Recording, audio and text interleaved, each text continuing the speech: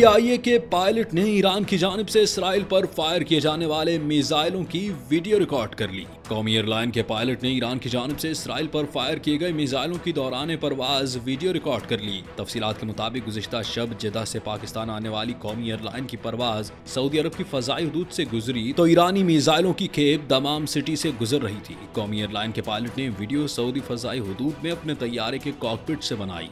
जिस मकाम पर इस मंजर को फिल्माया गया वहां से ईरानी सरहद बहुत करीब है।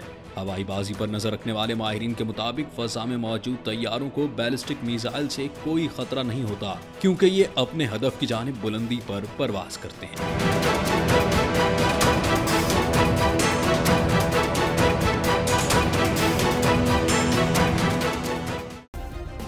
सब्सक्राइब करें और बेल दबाएं ताकि कोई खबर रह न जाए।